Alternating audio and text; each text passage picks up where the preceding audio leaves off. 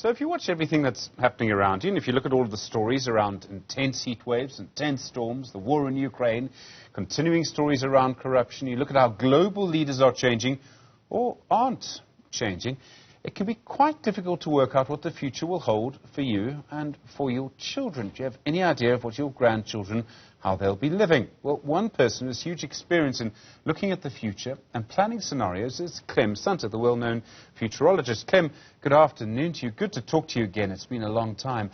You select certain flags, and you say we should look at these flags. So a red flag is conflict between Russia and Ukraine, or maybe between China and Taiwan, or China and the US. How important is that red flag? Well, at the moment, it is an incredibly important flag because of the war in Ukraine and the fact that it could, if the escalation continues, turn into a third world war. One obviously hopes that won't happen because of the prospects of both sides having nuclear weapons. But, you never know with a war whether there's some random event which suddenly ramps up the strategy of the other side. And, of course, America's just decided to provide cluster bombs to the Ukraine. And from the Russian perspective, this is probably a major ramp up, and we'll have to see how they respond. The good scenario, of course, would be that everybody settles down and starts negotiating a peace settlement. And those are the two scenarios that you've got to constantly weigh up, because I think the idea that one or other side is going to just win the war in the next 6 months is very unlikely. So it is, that aspect of the red flag is very important. But we all know about China and the US too, and the sensitivity of the status of Taiwan, which China feels is part of its own country. And, Taiwan's had an ambiguous status for many years.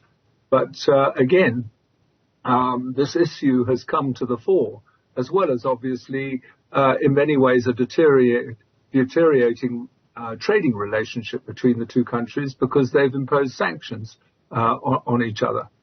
And with North Korea, it's just totally unpredictable what is going to happen next with its leader. And he does possess nuclear weapons. And that's why the red flag is something one has to constantly watch to see how it could change the future. Another flag is around leadership. And you point to how many leaders around the world are really products of an earlier age. Now, we're all products of an earlier age, Clem, but Joe Biden is a product of a much earlier age. How important is that? Are the people who are supposedly leading us now, do they really understand the world as it is now? Yeah, I mean, that's a very good question, Stephen, because we have had times when you've had a very positive relationship between leaders, which has changed the world immensely for the better. In the late 1980s, you had Ronald Reagan, Margaret Thatcher, and Mikhail Gorbachev. And the three of them ended the Cold War. And, of course, the Soviet Union also came to an end, too. And so when you have that positive relationship between, leaders and they're good at their job, it really does change the world. But right now we've got three fairly elderly leaders in Biden, Xi, and Putin, and they don't have any kind of relationship with one another. And so we're stuck with that until that leadership changes, with Putin possibly being removed in Russia, with Biden possibly facing somebody else in the next U.S. election in terms of the leadership of the Democrats. It's absolutely an essential point in terms of looking at short-term scenarios to consider the leadership flag. And then the green flag, that's climate change. And that's really going to shape our world quite fundamentally in the next little while, isn't it? Yeah, absolutely. It all goes back to a book that I co-wrote with two South African environmentalists at the end of the 1980s, Brian Huntley and Roy Siegfried. And it was looking at how both the South African and global environment could evolve into the next century. And one of the points made by Brian and Roy was that it's not only the change in temperature and the fact that it would rise, but the frequency of really extreme weather events could become much more of an issue. And indeed, most environmentalists today say they were only wrong in one aspect, which was this would happen in the second half of the century rather than right now. But wow, you're seeing these atmospheric rivers, as they call them, leading to huge rainfall in California, in New Zealand, and obviously in India right now with the monsoon rains. But it's also extreme drought, which you're seeing in Spain. And then, we're seeing record-breaking temperatures, not only for the world, but in places like Europe, countries close to the Mediterranean, and also in places like Arkansas and other southern American states. There's also the anti-establishment flag. So rising inequality, I think, has led to a political culture in many countries where there's no real debate. And the United States is the perfect example of this. People just shout at each other and no one listens. Is that culture almost taking hold? There might be elements of that even in our society. I mean, that makes it impossible for a society to make decisions. Absolutely. Unfortunately, social media has polarized the debate so much because people only look at the websites that they feel in tune with. And so we've lost that crucial element where you have a thesis, you have an antithesis, and then from a debate you get synthesis and hopefully make progress. We're just not having those kind of debates these days because society is so polarized.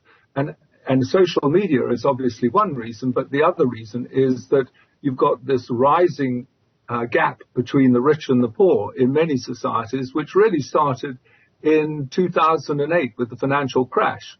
All the markets recovered and so did property, and so the rich got back to being rich.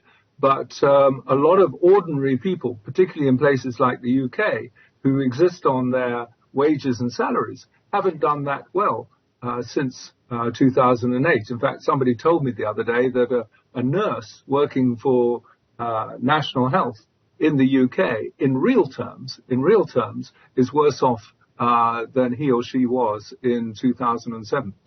It's really incredible. I mean, that cannot go on. I mean, that's going to lead to all sorts of consequences. And from what we see with the leaders, I don't know if the leaders are able to deal with those consequences or even to negotiate a way out of it. Yeah, you're quite right. We as you said earlier on, most of the most powerful leaders come from a different generation way back. And they simply haven't got the kind of dynamism of thinking that you need right now to resolve these challenges. I mean, take the green flag of climate change. Yes, we've seen all this rhetoric about a green economy and using green technologies, and we're all going to use electric cars. But for example, in the UK right now, there are people who are actually selling their electric cars and going back to petrol-driven cars because the infrastructure for charging your car simply isn't like, having filling stations along a road. And so, leadership is absolutely critical at the moment to resolve the big issues. Clem, you're quite good at putting scenarios together. I remember the high road and the low road. There are various other scenarios you've put together over the years. Despite the fact that I'm a journalist and despite the fact that I spend my days literally talking mostly about bad things, I am naturally and irrationally an optimist. Are there reasons for optimism? Yeah, there are reasons for optimism because other countries are coming to the fore in the global economy. As I said in the article I wrote, India probably will become, if not the largest economy, the second largest economy in the second half of the century. It's a young population. There's a lot of entrepreneurialism in India. So yes, I'm very positive about that. But I'm also positive about the fact that, you know, these current leaders are going to get replaced. And looking back at history, if we can get the right people in charge, then there's absolutely no reason that the world cannot turn around. And my positive scenario for the world I call Friendly Planet, which is where you have a sufficient degree of collaboration to resolve these major issues in the world. That is the positive scenario. The negative one is Gilded Cage, where the West retires into the cage and puts up barriers. And, yeah, it kind of lets the rest of the world just exist as long as it's not a threat to the West. And, in a sense, that is the scenario we're in at the moment.